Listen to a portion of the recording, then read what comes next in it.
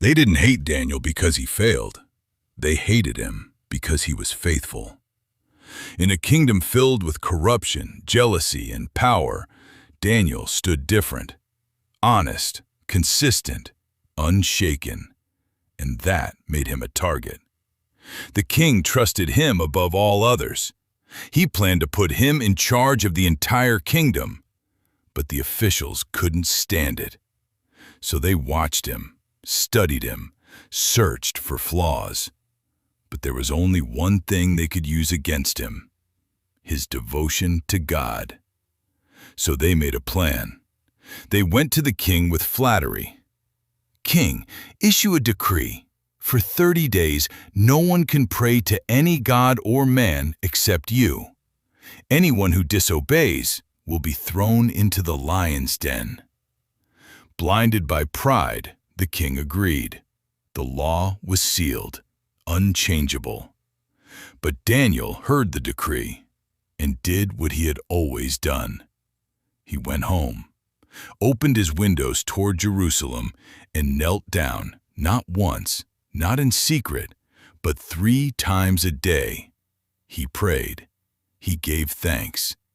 He didn't hide his faith, even when it could cost him everything. And they caught him, exactly as planned. They rushed to the king. "Daniel has broken your law!"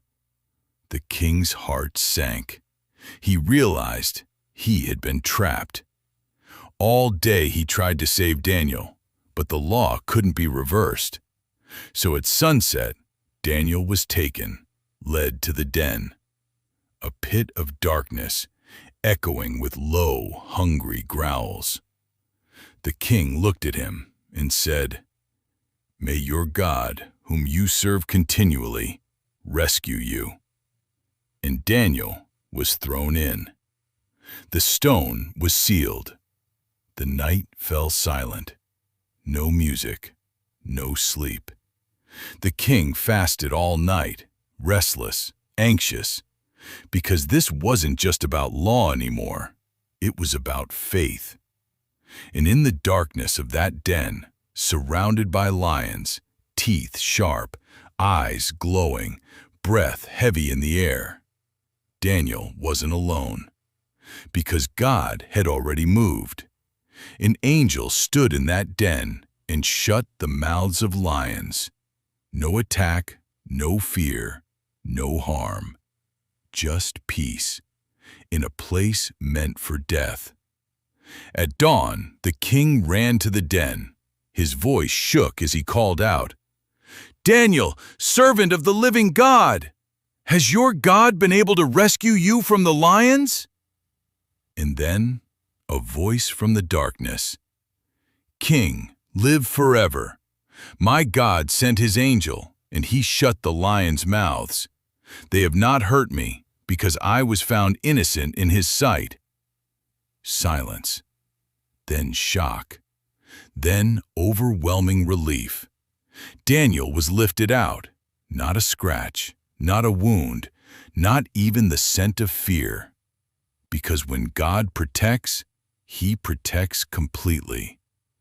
The men who plotted against Daniel were thrown into that same den. And this time, the lions did not stay still. Because this was never about hungry lions. It was about a faithful God. The king made a new decree that all people would fear and honor the God of Daniel, because he is the living God. He endures forever. He rescues. He saves. He performs signs and wonders. And he had just proven that even in the darkest den, the Lion of the tribe of Judah will prevail. Hey guys, I am Daniel. If you like videos like this, please like and subscribe.